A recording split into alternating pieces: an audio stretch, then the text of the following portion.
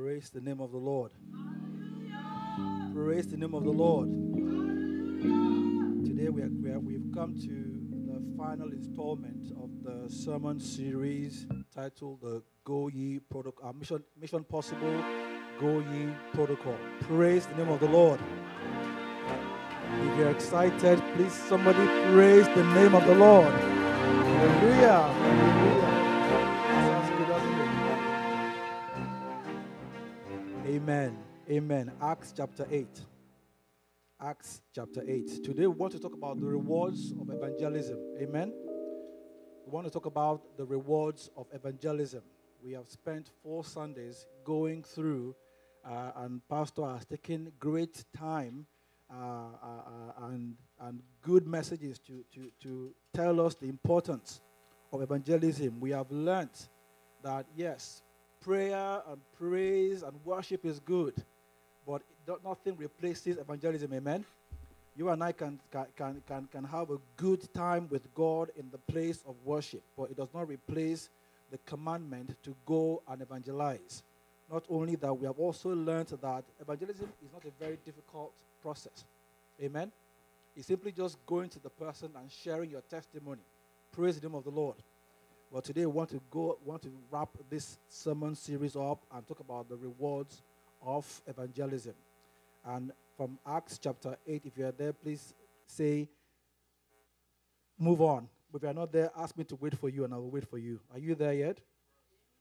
Praise the name of the Lord. Acts chapter 8, and I'm going to read a couple of verses. Please bear with me. It might be a bit long, but we will grasp the reason why we're reading this in a minute. From verse 4, it says, "Therefore those who were scattered went everywhere preaching the word." Acts chapter 8, verse 4 and verse 5. "Then Philip went down to the city of Samaria and preached Christ to them. And the multitudes with one accord heeded the things spoken by Philip, hearing and seeing the miracles which he did. For unclean spirits, crying with a loud voice, came out of many who were possessed, and many who were paralyzed and lame were healed. And there was a great joy in that city." Praise the name of the Lord. Hallelujah. Now just fast forward to verse 26. It says, "Now an angel of the Lord spoke to Philip, saying, 'Arise and go toward the south along the road which goes down from Jerusalem to Gaza. This is desert.'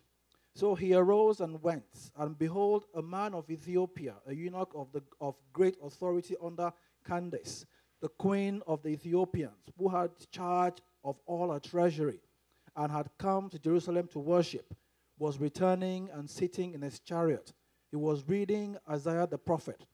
Then the Spirit said to Philip, 'Go near and overtake this chariot.' So Philip ran to him and heard him reading the prophet Isaiah, and said, 'Do you understand what you are reading?' And he said, 'How can I unless somebody guides me?' And he asked Philip to come up and sit with him."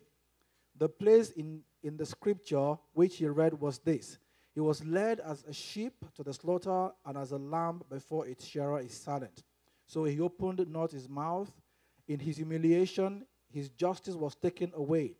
And who will declare his generation? For his life is taken from the earth." So the eunuch answered Philip and said, "I ask you, of whom does this prophet say this? Of himself or of some other man?" Then Philip opened his mouth and beginning at the scripture, preached Jesus to him. Now, as they went down the road, they came to some water, and the eunuch said, "See, here is water. What hinders me from being baptized?" 37.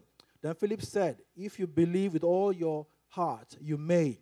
And he answered and said, "I believe that Jesus is the Son of God." So he commanded the chariot to stand still, and both Philip and the eunuch went down into the water, and he baptized him. Verse 39. Now when they came up out of the water, the Spirit of the Lord caught Philip away, so that the eunuch saw him no more, and he went on his way rejoicing. Verse 40. But Philip was found in Azotus, and passing through, he preached in all the cities till he came to Caesarea. Praise the name of the Lord. Hallelujah. Acts 21. Acts chapter 21. Acts 21, and from verse 8. And I read, Acts 21, verse 8. On the next day, we who were Paul's companions departed and came to Caesarea, and entered the house of Philip, the evangelist, who was one of the 7, and stayed with him. Verse 9. Now this man had 4 virgin daughters who prophesied. Praise the name of the Lord. I'm sure if you were to ponder what we've just read, it's meaty enough. It literally captures the essence of all that we're going to share this morning. Praise the name of the Lord. And I want to start by saying to us that when we are first introduced to this man that we read about this morning, in case you don't know, we've emphasized the name of somebody called Philip in all that we've read. When we are first introduced to this man, the Bible says that there was a dissension in the church. Some people were not being well fed. And the apostles said, okay, you folks need people to help manage the affairs of the church.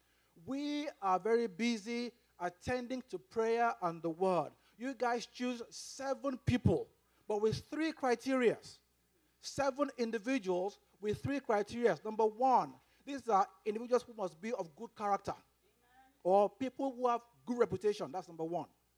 Number 2, these 7 must be folks who are filled with the Holy Spirit. Amen? They are filled with the Holy Spirit. And number 3, these are men who are filled with wisdom. This is our first introduction to the protagonist in this story, called Philip. He is a man that was chosen to serve tables and was ordained a deacon because he had a good character, he was filled with the Holy Spirit, and he was full of wisdom. Now, fast forward, some accusation or some problem or a challenge broke up in the church, amen? Or broke up against the church. Persecution came, and the church was scattered abroad, and we see Philip being scattered abroad, and he ended up in Samaria, and he began to preach the gospel, amen? And the Bible says that many people were healed. People heard his message, they were excited, they were happy, people became born again, amen? Not only that, you now saw this man, all of a sudden, being led by the Spirit to go and stand in a certain place at the crossroad. And here comes a very important man. And their path intersects. And he preaches the gospel to that man becomes born again. Not only that, when they come out of the water and the man is baptized, Philip disappears. They see him somewhere else again. And he carries on. At the end of this story, we see Philip has become a husband and a dad. And he has 4 daughters who are prophets. Praise the name of the Lord. Today, I want to talk about the rewards of evangelism. But let me say to you, firstly, the account of who Philip was a man who was filled with the Holy Spirit.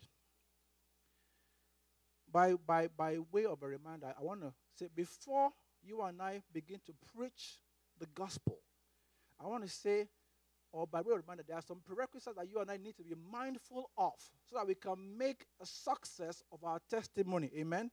Then you can reap the reward of that testimony or that enterprise. Amen? The first thing is this. You must be filled with the Holy Spirit. Amen? Now, I know I've said this a gazillion times in the church, but you cannot go and introduce to somebody else a man or somebody you don't know yourself. Am I communicating? I can't go and introduce to Pastor Bali somebody that I do not know myself. Now, I'm not saying that you must know this person so well or completely, but at least you are acquainted with the Holy Spirit. Amen? That's the first thing. Otherwise, you might just be like the 7 sons of Sceva that were recorded in Acts 19, who are preaching a gospel and saying that in the name of the Jesus that Paul preaches, you demons come out. And the demons then told them who was their dad. In quotes. Amen. Praise the name of the Lord. So, number 1, please, before you preach the gospel to anybody, make sure that you yourself are acquainted with the God you are introducing them to. Is that clear enough? Number 2, They were men that were filled with wisdom. I'm sorry, let me go back a bit. That's number 3. Number 2, they are people of good character. Amen? Again, let me say this. It is required that before I preach the gospel, my life should be a testament to the gospel I'm offering to you. Does that make sense? Does that make sense? I cannot live like the devil and introduce Jesus to you. Does that make sense? That's number 2. And number 3, for the sake of time, I must be filled with wisdom. Bible records in John chapter 4 how Jesus showed up at a certain well. He was tired. He was on the way to Samaria and he was tired and he was staying. He went to go relax or find some rest by a well. And a lady showed up to fetch water. And it's amazing the discourse between Jesus and this lady. It's an amazing story. Jesus begins by asking her to give him water. And when she responds, he then turns around and says, if only you understand who is asking you for this water, and if you know what eternal life is, in fact, you will be asking me for water. Not only that, the discussion goes along, and next thing he goes, go and call your husband. And lady says, you know what, I'm not married. He goes, yes, I know you're not even married. In fact, worse still, I know you've had 5 husbands, and the one you're living with right now is not your husband. Now, nobody told the lady, or she didn't have anybody else, any mathematician to tell her that this man is a prophet. That what this guy is saying, this man can read me and tell me what my deepest needs, or my deepest desires, or my deepest failures are. And in a nutshell, she dropped a bucket, went to town and told everybody, come and see this guy. I've met a man who told me everything about myself. Praise the name of the Lord. I've said 3 things quickly. Number 1, for you to be an effective witness by way of reminder, you need to be filled with the Holy Spirit. You can only introduce to other people a God that you have met with yourself. Amen?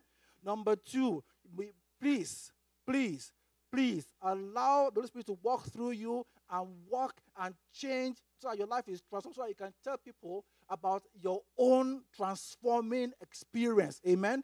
That's a testimony. And number 3, please, let the Holy Spirit give you the wisdom to know when to talk, I know when not to talk, and exactly what to say. Praise the name of the Lord. So more than just words. Now, I can say something to Bali, and it means absolutely nothing.